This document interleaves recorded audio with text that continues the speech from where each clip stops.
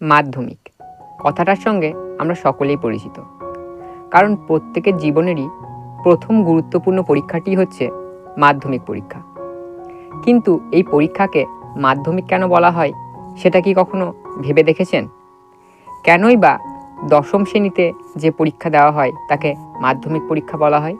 এই মাধ্যমিক কথার অর্থটাই বা কী, আজ আমরা সেটাই জেনে নেব। ইতিহাস থেকে বলা চলে সম্ভবত 1857 সাল থেকে 1964 খ্রিস্টাব্দ পর্যন্ত কলকাতা বিশ্ববিদ্যালয় কর্তৃক এটি ম্যাট্রিকুলেশন এক্সামিনেশন নাম দিয়ে পরিচালিত হতো। সেটি হচ্ছে মাধ্যমিক পরীক্ষা।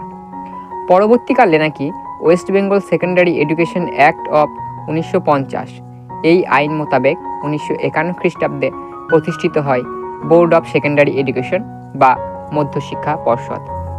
বর্তমানে পশ্চিমবঙ্গে West Bengal board of secondary education বা পশ্চিমবঙ্গ মধ্যশিক্ষা পর্ষদ দ্বারাই এই মাধ্যমিক পরীক্ষা পরিচালিত হয়।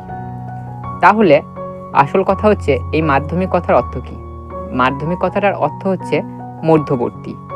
বোর্ড অফ সেকেন্ডারি এডুকেশন কথাটার বাংলা তর্জমা করলেই দাঁড়িয়ে যাবে মধ্যশিক্ষা পর্ষদ, অর্থাৎ মাধ্যমিক কথাটার মধ্যেই যেন মধ্য কথাটি লুকিয়ে আছে। কারণ শিক্ষা শুরুর প্রাতিষ্ঠানিক পর্যায়ের প্রথম পর্যায়ের পর একটা মধ্যবর্তী পর্যায়ে এসে মাধ্যমিক পরীক্ষা দিতে হয়।